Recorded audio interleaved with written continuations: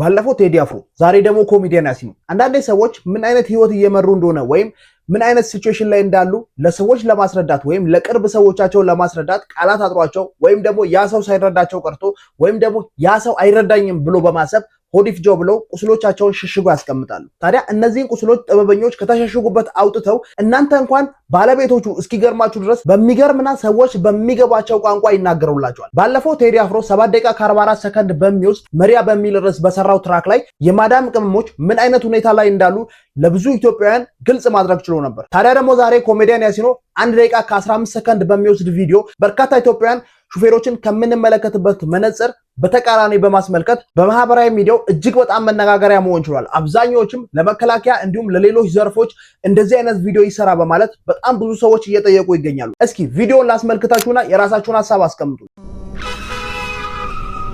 የኔ ልጅ ሊዱ በቪዲዮ ግቢ። በቪዲዮ አኩርፈሽ ነው እናትሽ አለችኝ። ልደትሽን ስቀር አኩርፈሻል በጣም። ሹፌር አባት ሲሆን ናሲሩት ይውጣ እንጂ ሲፈልግ አይመጣም።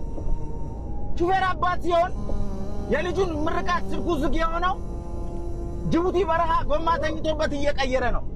ሹፌር አባት ሲሆን ይወጣል በቋጥኝ ይተኛል ተራራ ጨለማን ይደፍራል ቤቱን ሊያበራ።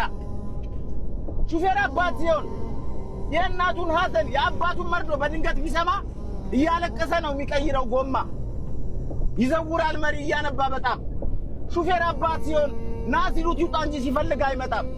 የኔ አበባ ቀንሽ ላይ ጎድዬ በጣም አኩርፈሻል። ይሄንን ወቂ ከርታታው አባትሽ በጣም ይወድሻል። አንዴ ድምፅሽን አሰሚኝ የኔ አበባ አንዴ ብቻ አባዬ በይ።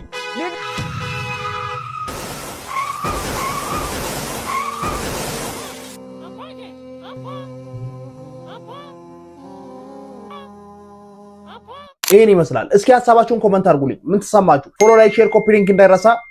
ቸር ቆዩልኝ።